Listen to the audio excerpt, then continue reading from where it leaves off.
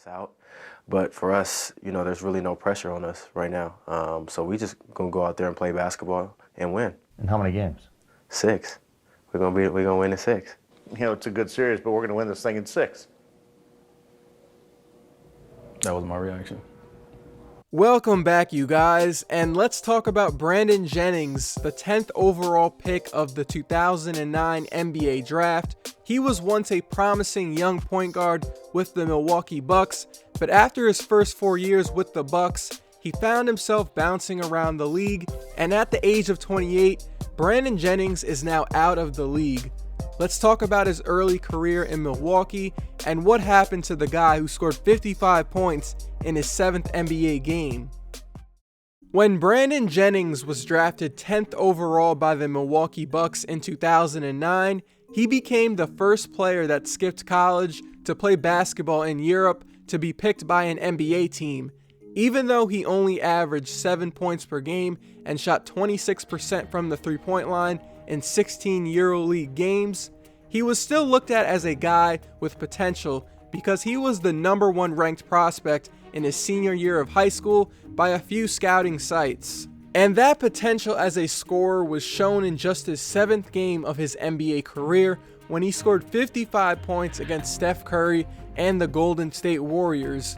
The crazy thing about that game was he scored 0 points in the first quarter and scored 29 points in the third.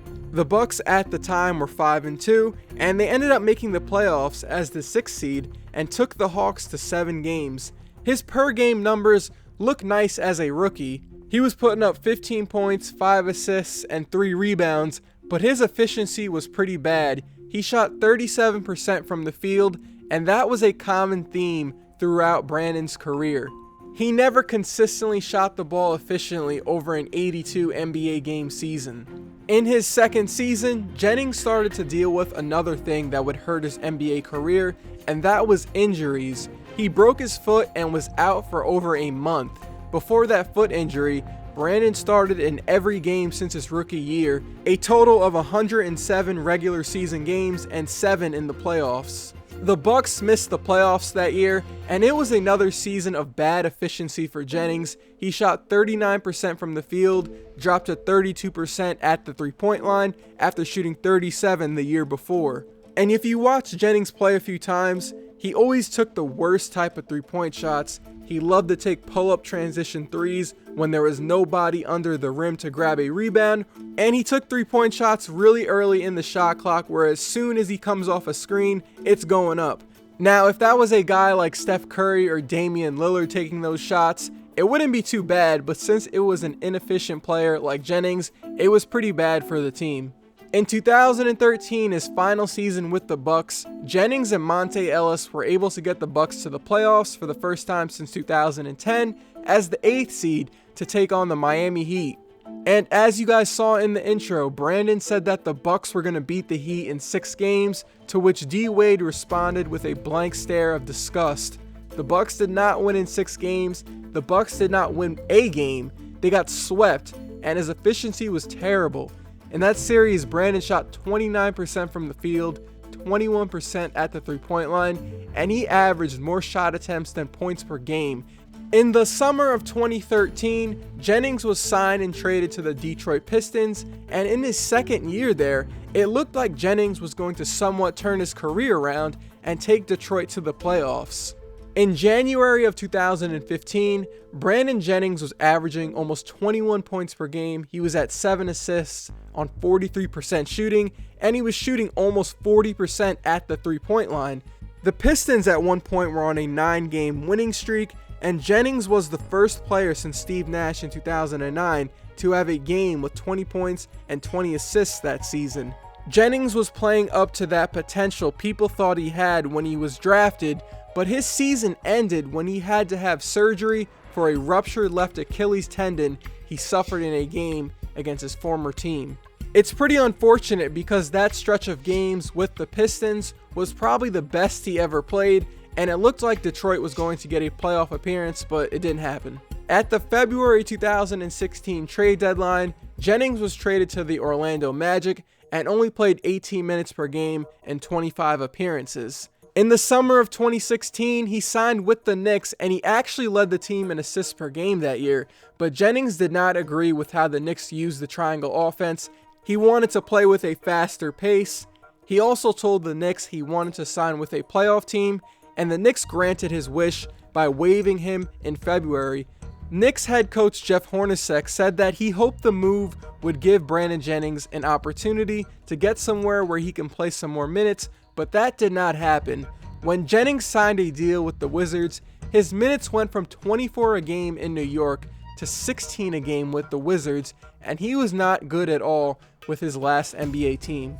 I remember Wizards fans on Twitter saying they wanted Trey Burke to play over Jennings, even though Trey Burke was terrible too. Jennings was pretty bad efficiently in the regular season and in the playoffs. In 23 regular season games, he shot 27% from the field and 21% at the three-point line, and in 13 playoff games, he shot 15% at the three-point line. The Wizards bench last year needed help, and signing Jennings was to help bring some scoring off the bench, but not much scoring was happening. I think his most memorable play with the Wizards was getting Terry Rozier ejected in Game 3 of the Eastern Conference semifinals. Game 7 of the Eastern Conference semifinals versus the Celtics was his last NBA game, and over the summer, Jennings signed to a one-year, $1.5 million deal with the China Shanxi of the Chinese Basketball Association. He said in an interview that his goal right now is to return to the NBA after the CBA season ends in the spring. So how would I sum up his career in the NBA? That 55-point game in just his 7th NBA game was kind of misleading because it came against one of the worst defensive teams in the NBA. Jennings definitely had a lot of scoring talent, but the Golden State Warriors were 29th in defensive rating in Brandon Jennings' rookie year. That Achilles injury he suffered in Detroit really took a lot of his quickness away. Jennings would probably still be in the league as a backup if that injury never happened. He didn't really play that much defense and was not efficient enough from the field to justify how much he had the ball. Jennings was pretty fun to watch when he was on fire though. Brandon could get another shot back in the NBA, but he would have to seriously change his play style and accept a role as a third string point guard. He needs the basketball to be at his best, but the issue is that he isn't efficient when he has the ball. Also, maybe if he had a better coach around him early in his career, he could have been a different player because he had free reign to do whatever he wanted with the Bucks in his early years. If you made it to this point of the video, I appreciate it because not everyone makes it to the end. Who knows? Do you guys think Brandon Jennings can get back into the NBA? I don't know, man. I don't know if any NBA team right now needs a backup for their backup point guard. I hope the video was interesting to listen to, and I'll see you guys in my next one.